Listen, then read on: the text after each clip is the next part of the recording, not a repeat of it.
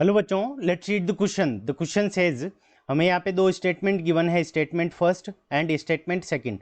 उसके अकॉर्डिंग हमें options given है। ऑप्शन फर्स्ट है both statement first and statement second are correct.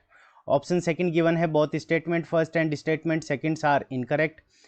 Option third given है statement first is correct and statement second is incorrect.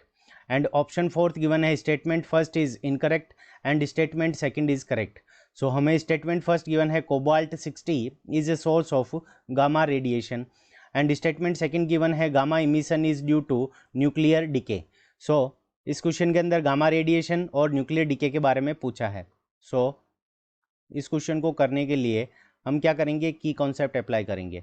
सो की concept, अब की concept के अंदर हमारा जो की कॉन्सेप्ट होगा वो क्या होगा कि जैसे हमारा इलेक्ट्रॉन क्या करता है कि एक एक्साइटेड स्टेट होती है और एक उसकी क्या होती है, ग्राउंड स्टेट होती है। तो ये हो गई इसकी ग्राउंड स्टेट, ठीक है। तो ये हो गया हमारा के और ये हो गया हमारा सपोज करो एल, के ऑर्बिट और एल ऑर्बिट हो गया। अब इलेक्ट्रॉन जब के से एल के पास में जाएगा और जब वापस एल से के अंदर आएगा तो उस कंडीशन के अंदर क्या करेगा कि एक फोटोन इमिट करेगा।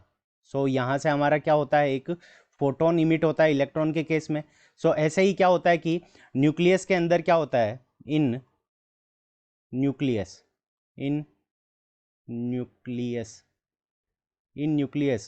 देयर आर different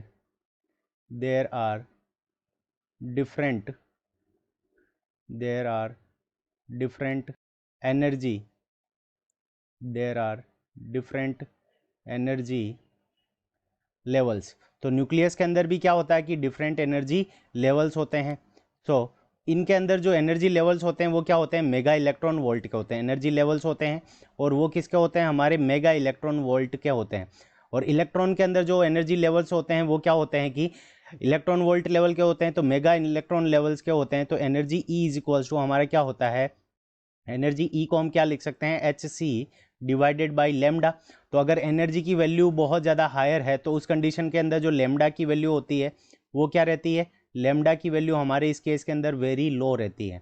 तो वेरी लो रहती है तो उस कंडीशन के अंदर क्या हो जाता है कि लेमडा की वैल्यू वेरी लो है तो उस कंडीशन के अंदर क्या होता है कि गामा रेज इमिट करते हैं। जब हमारा एक न्यूक्लियस एक्साइटेड स्टेट से ग्राउंड स्टेट के अंदर आता है तो यहाँ से हमारे क्या होती है कि गामा रेज का इमिशन होता है।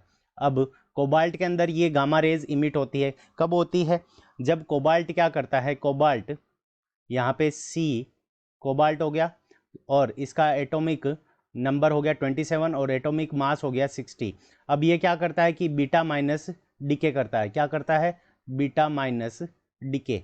अब बीटा माइनस डीके करता है तो उस कंडीशन के अंदर ये हमारा कोबाल्ट क्या कर देता है, बीटा माइनस डीके के अंदर ये निकल के अंदर हो जाता है। और निकल का कितना होता है, एटॉमिक नंबर होता है 28 और एटॉमिक मास जो हमारा निकल का होता है वो कितना होता है, 60 होता है। तो उस कंडीशन के अंदर जब एक्साइटेड जो हमारा कोबाल्ट होता है वो बीटा माइनस डीके करता है और बीटा माइनस डीके से क्या होता है, रेडिएशन होता है और इस रेडिएशन से हमारी क्या निकलती है, गामा रेज निकलती है, गामा रेज। क्योंकि एनर्जी लेवल क्या होता है, मेगा इलेक्ट्रॉन वोल्ट का होता है तो एनर्जी ज़्यादा रहती है हायर, तो उस कंडीशन के अंदर लेमडा हमारा कम होता है तो हमारी गामा रेज का क्या होती है, इमिट करती है।